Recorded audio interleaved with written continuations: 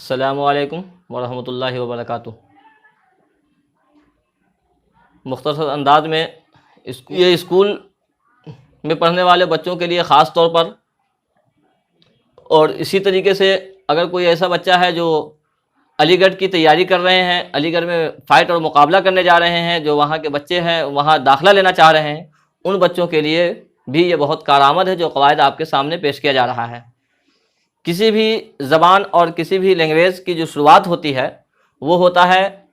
آدمی کے بولنے سے، جو بول رہا ہے اسی سے شروعات ہوتا ہے۔ تو جو آدمی کی بولی ہے، جو آدمی بولتا ہے یا جو لکھاوٹ میں آتا ہے اس کو لفظ کہتے ہیں۔ آپ دوسرے زبان میں یہ کہہ سکتے ہیں لفظ ہے، لفظ اس کو کہتے ہیں جو آدمی بولتا ہے، آدمی کے منہ سے جو آواز نکلتی ہے اس کو لفظ کہتے ہیں، یا وہ حروف، وہ تحریر جو لکھاوٹ میں آ سکے اس کو لفظ کہتے ہیں۔ اب ہر وہ آواز جو آدمی کے منہ سے نکلتی ہے وہ دو طرح کے ہوں گے، یا تو اس کا کوئی معنی ہوگا، اگر اس کا کوئی معنی ہے تو موضوع، اور اگر اس کا کوئی معنی نہیں ہے تو محمل۔ جیسے مثال کے طور پر ایک بچہ بولتا ہے پانی کو وانی بولتا ہے، تو وانی لفظ ہے لیکن وہ موضوع نہیں بلکہ محمل ہے۔ تو آپ موضوع کی تعریف کریں گے، با معنی لفظ کو موضوع کہتے ہیں۔ محمل کی تعریف کریں گے، بے معنی لفظ کو محمل کہتے ہیں۔ جیسے مثال کے طور پر قلم، اس کا معنی ہے تو یہ موضوع ہوگا، علم اس کا کوئی معنی نہیں ہے وہ محمل ہوگا۔ اب آگے جو یقینی بات ہے یہ محمل ہے، اس کا کوئی معنی نہیں ہے، جو بے معنی الفاظ ہے چھوٹا بچہ بول سکتا ہے، بعد میں آپ نہیں بولیں گے، کوئی دوسرا نہیں بولتا ہے، ایک مرتبہ جو معاملہ ختم ہو گیا۔ وہ جو موضوع ہے یعنی جو کارآمد الفاظ ہے، جس الفاظ کی ضرورت پڑتی ہے اس کو لوگ بار بار بولیں گے، تو وہ دو طرح کے ہوں گے، مفرد، مرکب۔ مفرد نام سن کر کے ہی آپ کو یہ بات سمجھ میں آ رہی ہوگی کہ ہر وہ لفظ جو تنہا ہو، اکیلا ہو، اس کو مفرد کہیں گے، اور ہر وہ الفاظ جو چند لفظوں سے ملا ہوا ہو تو اس کو مرکب کہیں گے۔ اسی مفرد کا دوسرا نام کلمہ ہے۔ عموماً کتابوں میں لکھنے والا چونکہ اس موضوع کا ہی دوسرا نام کلمہ بنا کر کے پیش کر دیتے ہیں، ورنہ حقیقت بات یہ ہے کہ مفرد یہ موضوع کی قسم ہے۔ آپ یوں سمجھ سکتے ہیں کہ ایک آدمی کے اولاد ہے، نسل ہے، ایک دادا ہے، دادا کے بعد جو ہے باپ ہے، باپ کے پاس بیٹا ہے، تو کبھی کبھی ایسا ہوتا ہے جو پوتا بہت مشہور ہو جاتا ہے تو بیچ میں بیٹا کو حذف کر دیتے ہیں، اور جو ہے باپ کو حذف کر دیتے ہیں، باپ کو چھوڑ کر کے ڈائریکٹ کسی دادا کو جو ہے پوتا کے ساتھ ملا دیتے ہیں، پوتا کو دادا کے ساتھ ملا دیتے ہیں۔ ایسا ہی جو ہے چونکہ موضوع کا لفظ استعمال بہت کم ہوتا ہے، اسی لیے جو ہے موضوع کو ہٹا کر کے لوگ جو ہے موضوع کی اور کلمہ کو ایک کر دیتے ہیں، ورنہ موضوع اور کلمہ ایک نہیں ہے بلکہ موضوع کی دو قسمیں ہیں، مفرد، مرکب۔ مفرد کا دوسرا نام اگر آپ کہیں گے تو اس کا نام کلمہ ہے۔ اب کس کو کہیں گے کلمہ، کہیں گے کس کو؟ تو کلمہ کہیں گے، ابھی آپ کو میں نے کہا کہ با معنی الفاظ کو موضوع کہتے ہیں، اسی میں آپ ملا دیجئے تنہا با معنی الفاظ کو کلمہ کہتے ہیں۔ آپ ملا دیجئے گا، اکیلا با معنی الفاظ کو کلمہ کہتے ہیں، تنہا با معنی الفاظ کو کلمہ، با معنی الفاظ کو موضوع، تنہا ملا دیں گے تو وہ کلمہ بن جائے گا۔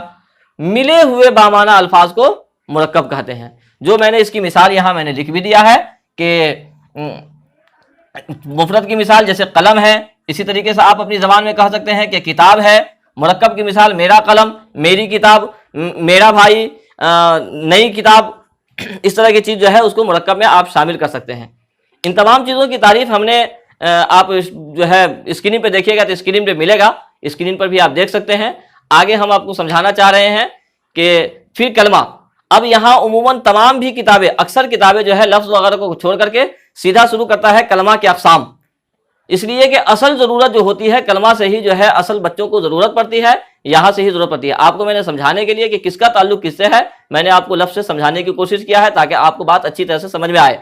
تو اب کلمہ ہے تو کلمہ کے ہی اقسام ہوتے ہیں، اسم فعل حرف۔ عام طور پر آپ نے لکھا ہوا دیکھا ہوگا کہ کلمہ کے کتنے اقسام ہیں، کلمہ کے یہ اقسام ہے، اسم فعل حرف۔ مفرد آپ نے نہیں دیکھا ہوگا، ورنہ صحیح بات یہ ہے کہ مفرد اور کلمہ دونوں کے دونوں ایک ہی نام ہے، ہم نام ہے۔ جیسے عموماً آپ اپنے گاؤں کے اندر ایسا سنتے ہوئیے گا، ایک ہی آدمی کو جو ہے ذیشان بھی کہتے ہیں، ایک ہی آدمی کو عارف بھی کہتے ہیں، ایک ہی آدمی کو جو ہے کامل بھی کہتے ہیں، اس طرح کے نام جو ہے کئی لوگوں کے نام میں شامل ہوتا ہے۔ تو اسی طریقے سے یہ مفرد اور کلمہ ایک ہے۔ اب کلمہ کی 3 قسمیں ہیں، اسم، فعل، حرف۔ اسم کس کو کہتے ہیں، فعل کس کو کہتے ہیں، حرف کس کو کہتے ہیں؟ عموماً ہوتا یہ ہے کہ لوگ انگریزی سے متاثر ہو کر کے اسم کی تعریف کرتے تھے، شخص، جگہ اور چیز کے نام کو اسم کہتے ہیں، لیکن جہاں آپ شخص، جگہ اور چیز کے نام کو اسم کہیں گے تو مصدر اور مشتق اس سے نکلتا ہوا نظر آئے گا۔ اس لیے اسم کی سب سے جامع تعریف اگر آپ کو سمجھ میں آنا ہے تاکہ سب کے سب نکل جائے، تو اس کی بہتر تعریف یہ ہے کہ جو اپنا معنی بتانے میں کسی کا محتاج نہ ہو، جو بغیر کسی دوسرے الفاظ کو ملائے اپنا معنی بتا دے اور اس میں کوئی زمانہ نہ ہو، جیسے قلم، کتاب، انور، راشد، خالد، مدرسہ، اسکول، یہ سب وہ الفاظ ہیں جن الفاظ کا معنی بغیر کسی الفاظ کے ملائے آپ کو سمجھ میں آ رہا ہے اور اس میں کوئی زمانہ نہیں پایا جا رہا ہے۔ اب آگے آئیے گا فعل، تو فعل کہیں گے وہی تعریف جو سیم اسم کی تعریف ہم نے کیا ہے کہ جو بغیر ملائے اپنے دوسرے الفاظ کے اپنا معنی بتا دے، بغیر ملائے دوسرے الفاظ کے اپنا معنی بتا دے، یعنی جو اپنا معنی بتانے میں کسی کا محتاج نہ ہو، بغیر کسی دوسرے الفاظ کے ملائے اپنا معنی بتا دے، اس کو کہیں گے فعل۔ لیکن فعل میں اور اسم میں فرق یہ ہے کہ اسم میں زمانہ نہیں پایا جاتا ہے، فعل میں زمانہ پایا جاتا ہے۔ جیسا کہ ہم نے یہاں اس کی مثال لکھا ہے اسم کی تعریف میں کہ اسم کہتے ہیں انور، کتاب، اور فعل میں لکھا ہے آیا، آتا ہے، آئے گا، آیا ہوا، اس طرح کے الفاظ یہ فعل میں شامل ہوتا ہے۔ آگے ہے حرف۔ حرف کی تعریف میں ہم نے یہ کہا ہے اسم کی تعریف میں جو بغیر ملائے، فعل میں کہا ہے جو بغیر ملائے دوسرے الفاظ کے اپنا معنی نہ بتائے، لیکن حرف یہ ہے جو بغیر دوسرے الفاظ کے ملائے وہ اپنا معنی بتائے ہی نہیں، یعنی جب تک دوسرا لفظ اس سے نہیں ملے گا یہ اپنا معنی نہیں بتائے گا۔ جیسے مثال کے طور پر آپ کہتے ہیں سے، کوئی کہے سے اس کا معنی سمجھ میں نہیں آئے گا، وہی کہے گا گھر سے، تو ابھی سے کا معنی سمجھ میں آ جائے گا۔ کوئی کہے پڑھ، تو پڑھ کتنا بھی کہے اس کا معنی سمجھ میں نہیں آئے گا جب تک وہ نہیں کہے گھر پر، چھت پر، سائیکل پر، تب تک سمجھ میں نہیں آئے گا اس کا معنی۔ تو حرف وہ ہے جو بغیر دوسرے الفاظ کے ملائے اپنا معنی نہ بتائے، یعنی دوسرے سے مل کر کے ہی وہ اپنا معنی بتاتا ہے، تنہا اپنا معنی نہیں بتاتا ہے۔ یہ ہے حرف۔ اس کی تعریف بھی میں نے یہاں لکھا ہے میں اور سے، اور بھی آپ ملا سکتے ہیں۔ اب آگے چونکہ فعل کی اور حرف کی تعریف پھر بعد میں آپ کو بتاؤں گا، اسم کی اقسام میں آپ کو بتانے جا رہا ہوں کہ اسم کی 3 قسمیں ہیں، جامد، مصدر، مشتق۔ جامد کس کو کہتے ہیں، مصدر کس کو کہتے ہیں، مشتق کس کو کہتے ہیں، یہ بہت جاننے کی بات ہے، ضرورت کی چیز ہے۔ عموماً لوگ یہ کرتے ہیں کہ جامد، مصدر، مشتق لوگ بتا دیتے ہیں اور اس کے بعد پھر اسم کی تعریف جو ہے معرفہ اور نکرہ کو بھی اسی میں شامل کر دیتے ہیں، جبکہ آپ کو میں بعد میں بتاؤں گا کہ معرفہ اور نکرہ جامد کی اقسام ہے اور پھر وہاں سے جڑے گا۔ لیکن یہ اسم کی جو جامد، مصدر، مشتق جو ہم نے قسم بتایا ہے یہ بناوٹ کے اعتبار سے ہے۔ آپ اس کو یوں سمجھ سکتے ہیں کہ ایک ہی آدمی زید ہے، زید کے 5 بیٹے ہیں، اب 5 بیٹے ہیں تو 5 بیٹے سے پوچھیں گے بیٹا، آپ ایک سے پوچھے گا کہ آپ کا نام کیا ہے تو وہ کہے گا میرا نام فلاں ہے، آپ کے ابو کا نام تو وہ کہے گا زید، دوسرا سے پوچھے گا وہ کہے گا زید، تیسرے سے پوچھ رہے ہیں تو وہ بھی، یعنی 5 کا 5 باپ کا نام تو کہہ رہا ہے زید ہے، لیکن جب ماں کا نام پوچھیں گے تو 3 آدمی تو کہہ رہا ہے کہ میری ماں کا نام فاطمہ ہے اور 2 آدمی کہہ رہا ہے کہ میری ماں کا نام زینب ہے۔ تو یہ کیا ہوا، یہ ہے 5 کا 5 بیٹا تو زید کا ہوگا، لیکن دونوں کی یہ 5 میں سے 3 کی ماں الگ ہوگی، 2 کی ماں الگ ہوگی۔ سیم یہی بات یہاں بھی ہوگا۔ آپ اس کو سمجھنے کی کوشش کریں گے تو اسم کی جو اقسام ہے جامد، مصدر، مشتق، یہ بناوٹ کے لحاظ سے ہے، آپ اس کو اچھی طرح سے سمجھ لیں اور بعد میں آپ کو جو ہے پھر جا کے سمجھایا جائے گا۔ اسم ہی کی قسم ہے واحد، اسم ہی کی قسم ہے جو ہے اسم ذات، اسم صفت، تو یہ سب جو جائے گا تو اب یہ سب کے سب جو ہے اسم کی تقسیم ہوگی، لیکن اسم کی تقسیم کسی اور اعتبار سے ہوگی، یعنی اس کی مائیں الگ ہوں گی۔ اب یہ ہے کہ بناوٹ کے اعتبار سے سب سے پہلی قسم ہے جامد، دوسرا ہے مصدر، تیسرا ہے مشتق۔ جامد کس کو کہیں گے بھائی، تو جامد کہیں گے